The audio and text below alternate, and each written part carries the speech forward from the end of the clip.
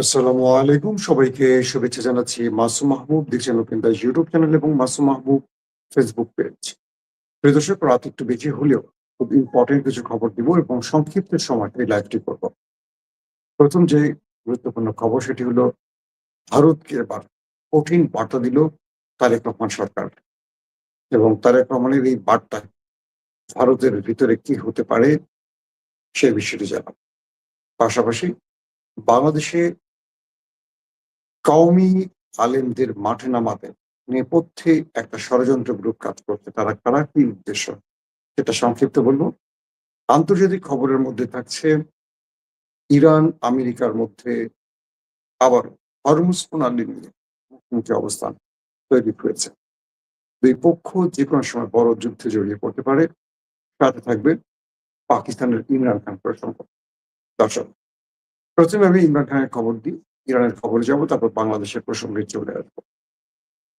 যারা লাইভের মাঝামাঝি ঢুকবেন তারা হয়তো পরবর্তী ভিডিওটা আবার দেখে নিতে হবে, কারণ আজকে সবগুলো খবরই গুরুত্বপূর্ণ খবর। ইমরান খানকে নিয়ে পাকিস্তানের এস্টাবলিশমেন্ট বড় বেকায়দায় পড়ে গেছে। আজকে প্রথম লাইভে বলে ফেলেছে, নতুন করে ইমরান খানের আইনজীবীরা তারা আদালত অবমাননার মামলা করতে যাচ্ছেন সরকারের বিরুদ্ধে। এতে পাকিস্তানের উচ্চ পদস্থ দায়িত্বশীলরা ফেসে যাচ্ছেন ইসলামাবাদের কমিশনার, ফেসে যাচ্ছেন আডিয়ালা জেলের সুপারিনটেন্ডেন্ট অর্থাৎ জেলার, ফেসে যাচ্ছেন পাঞ্জাবের কমিশনার, ফেসে যাচ্ছেন ইসলামাবাদের কমিশনার, ফেসে যাচ্ছেন রাষ্ট্রের গুরুত্বপূর্ণ হাই অফিসিয়াল। অর্থাৎ কেন ফেসে যাচ্ছেন? পাকিস্তানের সুপ্রিম কোর্ট নির্দেশ করেছিল ইমরান খানকে 16 সেপ্টেম্বর পর্যন্ত শিফা ইন্টারন্যাশনাল হাসপাতালে রাখতে এবং সেখানে বিশেষজ্ঞ ডাক্তারদের একটা টিম গঠন করে তার সকল পরীক্ষা নিরীক্ষা করা, এবং ইমরান খানের পরিবার, আইনজীবী, তার পার্সোনাল ডাক্তাররা এটা সম্পৃক্ত থাকবে। সরকারের পক্ষ থেকে এর একটি বাস্তবায়ন করা হয়নি, নেওয়া হয়নি শিফা ইন্টারন্যাশনাল হাসপাতালে, নেওয়া হয়েছে পিমস বা এরকম আরেকটি হাসপাতালে। কোনো মানে সুপ্রিম কোর্ট ঘোষিত কোনো ডাক্তারদের প্যানেল গঠন করা হয়নি, হয়েছে ইস্টাবলিশমেন্টের নির্ধারিত একটি ডাক্তারদের প্যানেল, যারা ইস্টাবলিশমেন্টের রিপোর্ট অনুযায়ী ইমরান খানকে একদিন রেখে সকল পরীক্ষা নিরীক্ষা করে তাদের মতো করে একটা রিপোর্ট দিয়ে ইমরানকে আবার জেলে পাঠিয়েছে। তো এই জন্য ইমরান খানের আইনজীবী, পাকিস্তান বর্তমান যে সরকার আছে মুসলিম লীগ নুন এবং পিপলস পার্টি সম্মিলিত সরকার, এই সরকারের বিরুদ্ধে এবং তার গুরুত্বপূর্ণ ব্যক্তিদের নামে আদালত অবমাননা মামলা করতে যাচ্ছে। এবং বলা হচ্ছে যে পাকিস্তানের যে বিচারিক প্যানেলটি রায়টি দিয়েছিল ইমরান খানকে চিকিৎসার জন্য, তাদের বিচারপতিরা এর মধ্যে একজন বা দুজন এই মুহূর্তে তার কার্যালয়ে নেই, তিনি অন্য সুবা বা যেটাকে তারা প্রদেশ বলে সেখানে সফরে আছেন। তো প্রয়োজন তার অনলাইন ডিসকাশন বা অনলাইন বিচারিক প্রক্রিয়া সংযুক্ত হয়ে যেন এই রায়টি কমপ্লিট করে। যদি দুয়েকের মধ্যে এই রায়টি শুনানি না হয়, সেক্ষেত্রে এটি অগস্টের 30-এর মধ্যে আর কার্যতালিকায় আসবে না, সেপ্টেম্বরে চলে যাবে। এই সম্ভাবনা থেকে ইমরান খানের পিটিএ আইনজীবীরা চাচ্ছে এটিকে অগস্ট মাসে এনে আদালত অবমাননার মামলায় সরকারকে বড় রকম একটা বিপদে ফেলবে, কারণ এখানে আদালত অবমাননা হয়ে গেছে ইতিমধ্যে, কারণ ইমরানের উপর যে নির্দেশনাগুলো দেওয়া হয়েছে সেগুলো সরকার পালন করে। একটা দেশ, মুসলিম দেশ, একটা দেশ নির্বাচিত সরকার আছে বলা, কল্পনা করেন যে আদালত যে নির্দেশগুলো দিয়েছে সুপ্রিম কোর্ট একটিও সে নির্দেশ মানছে না। একটা দেশের আইন, মানে একটা দেশ কিভাবে চলতে পারে? মানে সেনাবাহিনী রাজনীতির পুরো কন্ট্রোল তাদের হাতে রাখায় বা বন্দুক বাহিনীর পুরো কন্ট্রোল তাদের পক্ষে রাখায় উচ্চ আদালতের নির্দেশ তারা অমান্য করছে। আর উচ্চ আদালত কঠিন সিদ্ধান্ত নিতে গেলে হঠাৎ করে ব্ল্যাকমেইল হয়ে যায়, পরিবারের কোনো ভিডিও মার্কেটে চলে আসে, মানে আইএসআই যেটাকে বলা হয় বা তাদের যে গোয়েন্দা বাহিনীগুলো এমন ভাবে বিচারপতিদেরকে ট্র্যাপে ফেলে দেয় যে বিচারপতিরা সাহস করে কোনো সিদ্ধান্ত নিতে পারে না। যখনই নিতে চায় তখনই তাদের উপর এরকম নানান রকম ভয়ঙ্কর প্রতিশোধ নেয়, নেপথ্যে থাকে এস্টাবলিশমেন্ট। তো এবার কোন প্রক্রিয়ায় এই বিষয়টিকে সমাধান করবে বা আসিফ মনি সরকার তার লাইফের সবচেয়ে বড় চাপে পড়তে যাচ্ছে। একদিকে তিনি আন্তর্জাতিক পরিমণ্ডলে তার গ্রহণযোগ্যতা বাড়িয়ে নিয়েছেন।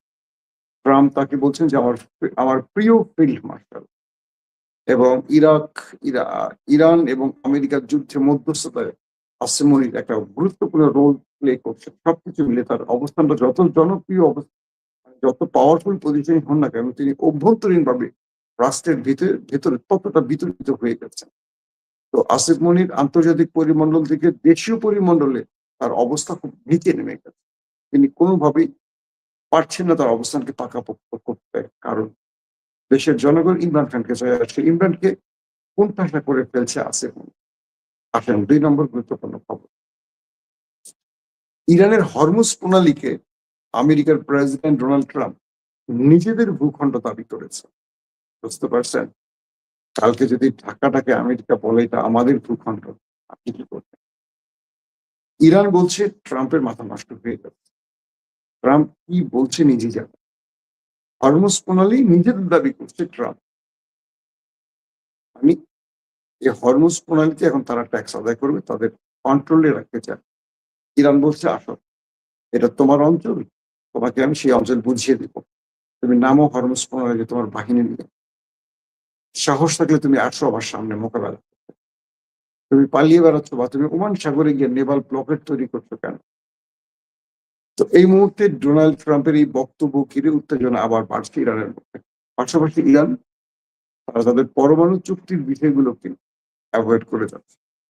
তারা বলছে পরমাণু বিষয়ে যে আলোচনা বা চুক্তিগুলো ছিল সেটা ছিল মিস্টার আয়াতুল্লাহ আলী খামেনি।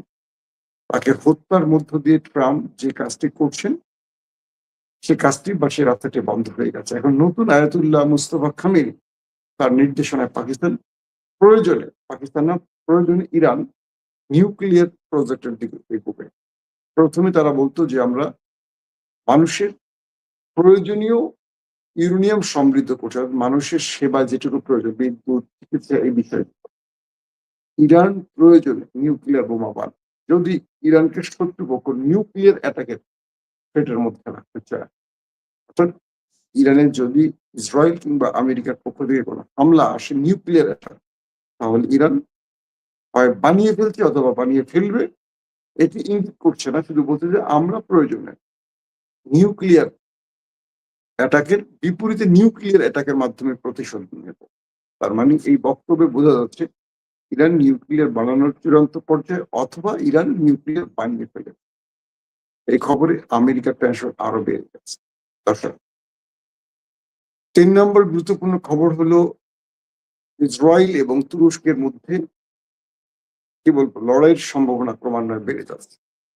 মার্কিন বিশেষ দূত আজ স্পষ্ট করেছেন যে ইসরায়েল যে আমেরিকা সিরিয়ার ভেতরে একটি সামরিক ঘাঁটিতে অ্যাটাক করেছে, এটি তাদের ভুল গোয়েন্দা তথ্যের আলোকে অ্যাটাক করেছে।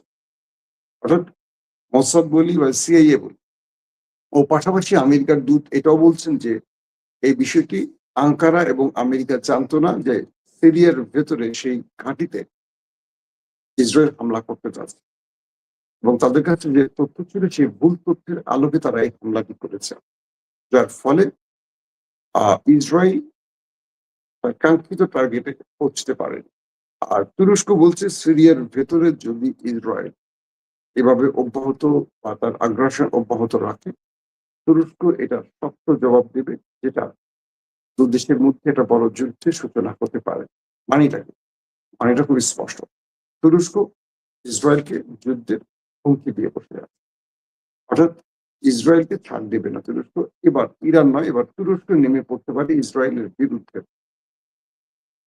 এটা কঠিন হয়ে পড়বে ইসরায়েলের জন্য, কারণ ইরান যে ধোলাই চালিয়েছে, ইরানের কাছে শুধু ড্রোন আর মিসাইল ছাড়া বড় ফ্রেমে কোনো কিছু ছিল না, বা ইরান সেটা ব্যবহার করেনি। কিন্তু তুরস্কের কাছে আধুনিক প্রযুক্তির মোটামুটি সব আছে, এবং তুরস্কের আমরা যা জানি তা তো আছে, আমরা জানি না এমন অনেক কিছু আছে যেটা তুরস্ক বলে না। যেটা বিক্রি করতে চায় মার্কেটে সেটাই বলে, যেটা নিজের রক্ষায় প্রয়োজনে রেখে দিয়েছে তুরস্ক অনেক কিছু গোপন করে। এই যুদ্ধে তুরস্কের আধুনিক প্রযুক্তি, বিমান, ইলেকট্রনিক্স ওয়্যারফেয়ার সব মোটামুটি প্রতিরক্ষা ব্যবস্থা S-400 সবই আছে। ইরানের এগুলো ছিল না। মিসাইল আর ড্রোন দিয়ে ইরান মূলত খেলাটা দেখিয়েছে বা যুদ্ধের মোড় ঘুরিয়ে দিয়েছে। তুরস্কের কাছেও ভয়ঙ্কর মিসাইল আছে। তো মনে হচ্ছে দুই দেশের উত্তপ্ত বাক্য বিনিময় বা নেতানিয়াহুর এক্সিট রুট বা নির্বাচন থেকে বেঁচে থাকার জন্য তাকে আবার তুরস্ক ফ্রন্টে যুদ্ধ ছড়াতে হতে পারে। ৪ নম্বর গুরুত্বপূর্ণ খবরটিতে আসছে। আমার খুব কাছের মানুষ, বন্ধু মানুষ, আমাদের পররাষ্ট্র প্রতিমন্ত্রী হুমায়ুন কবির ভাই। আজ তিনি খুব দুর্দান্ত কিছু স্টেটমেন্ট দিয়েছেন। তিনি বলছেন ভারত আমাদের প্রতিবেশী দেশ, তাদেরকে আমাদের লাগবে। কিন্তু প্রধানমন্ত্রী চাইলেই একটা দেশ সফর করতে পারেন। মানে তারেক রহমানকে ভারত যে বারবার আমন্ত্রণ জানাচ্ছে, তার উত্তরে এই বক্তব্যটি আসছে। তিনি বলছেন যে ভারত শেখ হাসিনার বিষয়ে কি সিদ্ধান্ত নেবে। বাংলাদেশ থেকে যে ফ্যাসিস্টের দোসররা পালিয়ে ভারতে আশ্রয় নিয়েছে, প্রত্যাবর্তন আইন অনুযায়ী ভারত কি সিদ্ধান্ত নেবে সেটা আমরা আগে বলি। নাম্বার 1। নাম্বার 2, ভারত আমাদের সাথে কিরকম বন্ধুত্ব চায়। পূর্বের মতো তারা মন চাইলে সীমান্তে মারবে, তারা মন চাইলে সব করবে।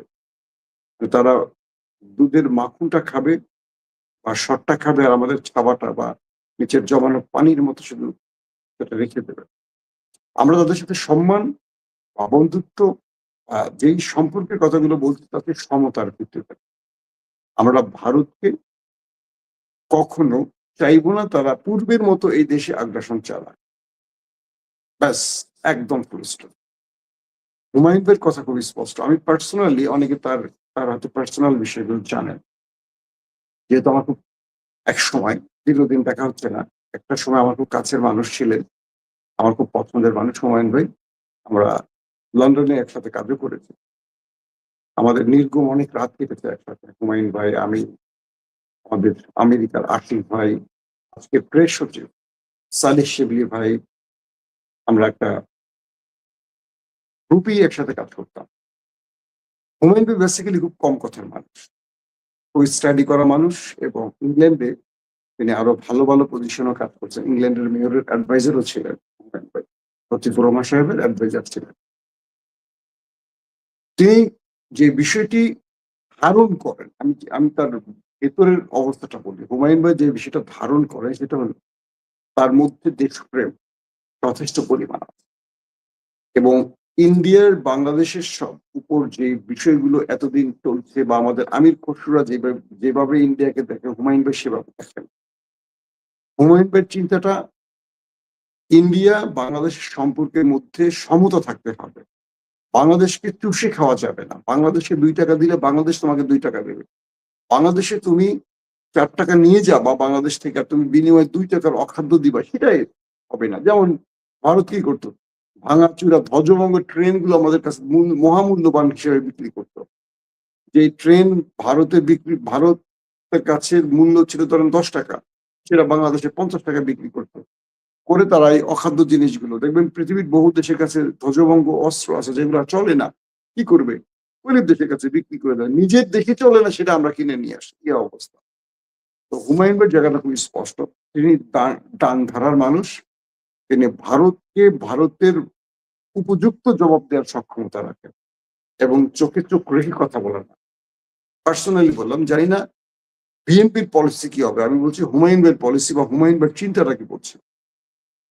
আমাদের পররাষ্ট্র প্রতিমন্ত্রী, আর আজকের যে বক্তব্য সেটা খুব খোলামেলা, যে ভারতকে আমরা ওইভাবে চাই যে ভারত আমাদের সাথে বন্ধুত্ব করবে, সমতা, মর্যাদাপূর্ণ, বড় ভাই ছোট ভাই সম্পর্কের না, ভাই ভাই। তিনি বলছেন যে হাসিনাকে ফেরত দিতে হবে, বাকি ফেসিস যারা পালিয়েছে তাদের ফেরত দিতে হবে প্রত্যাবর্তন আইন অনুযায়ী। তাদেরকে দেবেই না, তাদেরকে রাজনীতিতে অ্যাক্টিভ করার জন্য কাজ করবে, এটা হতে পারে না।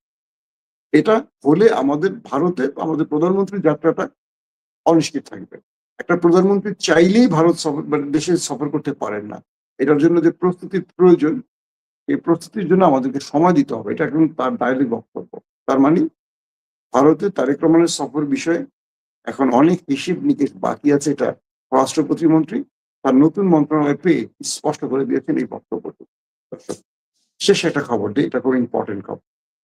এজেন্সির কিছু ভাইয়েরা আমাকে কিছু বার্তা দিয়েছেন। এজেন্সি বুঝেন তো? আমাদের নিরাপত্তা বাহিনীর অনেক এজেন্সির ভাইয়েরা মেসেজ দিয়েছেন। ভারত, র এবং হাসিনার চেষ্টা হলো বাংলাদেশের হুজুরদের বিএনপি সরকারের বিরুদ্ধে নামানো। এর জন্য কাওমির জননী উপাধি দানকারী, মানে কাওমির মধ্যে একটা বিশাল গ্রুপ আছে আওয়ামী লীগ পন্থী, আরেকটা হলো নিরপেক্ষ পন্থী। আমরা কাওমি বলতেই মনে করি যে সব মনে হয় বিশাল বিশাল আউলিয়া। আপনাদেরকে মনে রাখতে হবে কাওমির বড় একটা গ্রুপকে ভারত অর্থায়ন করে, আর এই মাদ্রাসাগুলোকে নিয়ে পক্ষ থেকে অনেকে অর্থায়ন করে। আমি কাওমির সামগ্রিক সকল আলেমদের উদ্দেশ্যে বলছি না, আবারও বলছি। তো ইন্টেলিজেন্স তথ্য অনুযায়ী কাওমির আলেমদেরকে বিএনপি সরকারের বিরুদ্ধে বিভিন্ন অভিযোগ তুলে মাঠে নামানোর চেষ্টা করা হচ্ছে। এটা হলো কাওমি জননী উপাদান, জননী যারা উপাধি দিয়েছে সেই গ্রুপটি, অর্থাৎ আওয়ামী লীগ পন্থী গ্রুপটিকে। আমি সরকারকে বলবো, আপনারা আলেমদের সাথে সর্বোচ্চ ভালো ব্যবহার করবেন অবশ্যই, হাসিনার মতো নয়। কিন্তু যেসব আলেমরা ছদ্মবেশে, যেসব আলেমরা রয়ের অর্থায়নে চলে আর দিল্লির প্রেসক্রিপশনে চলে, কিংবা হাসিনাকে বাংলাদেশে ইস্টাবলিশের জন্য নেপথ্যে কাজ করবে, দ্রুত তাদের বিরুদ্ধে ব্যবস্থা নেবেন। সকল আলেম আলেম নয়, এটা মনে রাখতে হবে। আলেমের মধ্যেও কিছু ডট ডট ডট ডট থাকে। আমি এটা নিয়ে স্পেশালি আরো বড় একটা পর্ব করবো কালকে বা পরশুদিন, আরো অনেক তথ্য বুঝছি আপনাদের দেব। এবং এটুকু বলি যে বাংলাদেশকে নতুন করে বিতর্কিত করার জন্য বা তারেক রহমান সরকার বা বিএনপি সরকারকে চাপে ফেলতে আলেমদেরকে মাঠে নামানো নানান প্রক্রিয়া ইতিমধ্যে সম্পূর্ণ। যে কোনো সময় আলেমরা বিভিন্ন অজুহাতে নামবে, বিভিন্ন অজুহাতে নামবে, এটা বন্ধ করো, গান বন্ধ করো, এটা বন্ধ করো, এরকম হাবিজাবি নামে আসবে। বাট এটা হলো ওই দেশের, আমাদের প্রতিবেশী দেশটির প্রেসক্রিপশনে শুরু হবে। সো সকল আলেমদেরকে তৌহিদি জনতার নামে যত মিছিল মিটিং হবে বুঝে শুনে হতে হবে। আলেম কয় প্রকার কি কি আমরা জানি, আমাদেরকে আলেমদের চেনাতে আসবেন না। বাংলাদেশের মানুষ আলেমদের সর্বোচ্চ সম্মান করে। তাই বলছি, আওয়ামী পন্থী আলেমদেরকে অবশ্যই আইনের আওতায় রাখতে হবে। তাদের ব্যাপারে আমাদের গোয়েন্দা বাহিনীকে আরো সর্বোচ্চ সজাগ থাকতে হবে। তারা বাংলাদেশে বড় ব্ল্যান্ডার করার পরিকল্পনা করছে। প্রত্যেকে ভালো থাকবেন। আল্লাহ হাফেজ।